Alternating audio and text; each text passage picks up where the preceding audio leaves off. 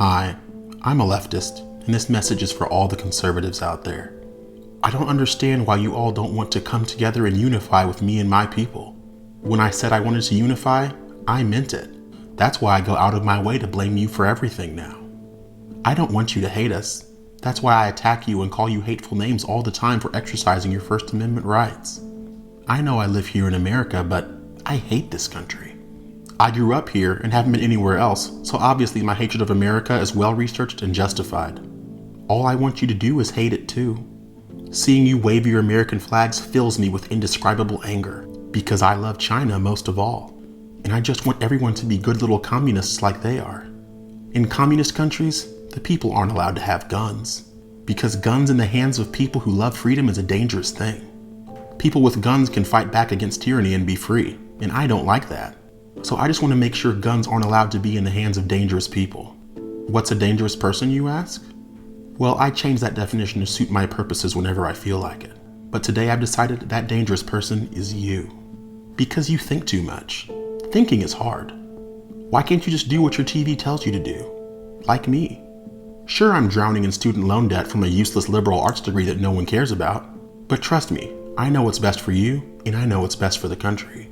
I likely wasn't even born when 9/11 happened, so I really don't actually know anything about terrorists. And since I don't know anything about terrorists, of course I just use that word to describe anyone who disagrees with my warped ideology.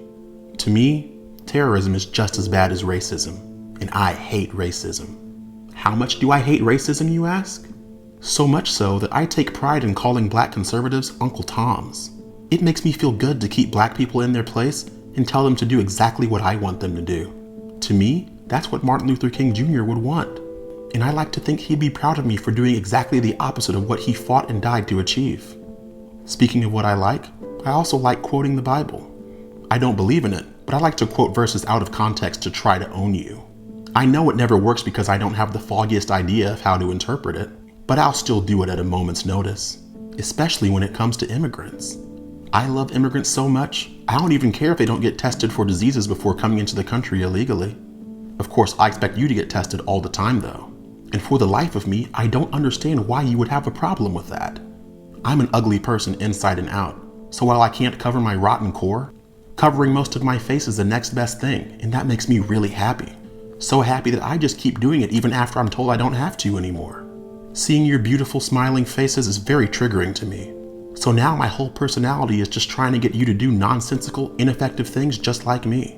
And even if I can't convince you to do what I do just yet, at least I can force your kids to do it when they're at school all day. I know many of my leaders hold private maskless parties for themselves, but I choose to ignore that because in my eyes, they're better than you. So that makes it okay. And even though they still expect me to comply with their demands regardless of what they do themselves, of course I'm happy to oblige. Because I love being dominated and humiliated by them. It's like my initiation into their organization, an initiation that never ends. Since I'm an inherently weak person, I usually prefer to harass everyday people who won't comply when I'm surrounded by a group of my peers. This way, I can drown out my personal self-loathing and be protected against retaliation. Because I know one-on-one, I'd get smashed into the pavement at the drop of a hat.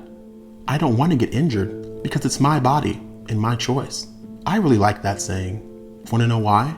Because it only applies when I want it to. So when you use my own logic against me, and do so to exercise your freedom of choice, I naturally become enraged. Because that's how normal people act. I'm so normal, I support AOC when she wears dresses that say tax the rich, and then go out of my way to support her by buying her overpriced tax the rich merchandise on her website. Now I want you to listen to me very closely. I'm not going to stop. Not until you actually do something about it.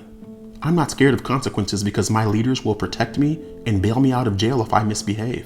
And a lot of your elected officials never actually bring me to justice. They tweet mean things, but rarely follow through with action, so I'm emboldened by the lack of accountability I continue to enjoy.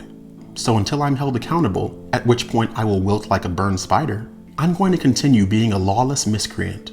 And I expect you to cater to me and my fragile little feelings without objection every waking moment. Because if I'm not happy, no one is allowed to be happy. And I don't understand why you won't unify and come together with me and adopt my thought process as your own. But I'll keep trying anyway.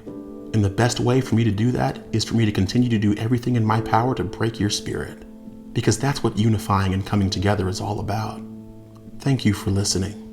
And now, if you'll excuse me, I need to go find something to be offended by for no apparent reason whatsoever, right after I circle back for another booster.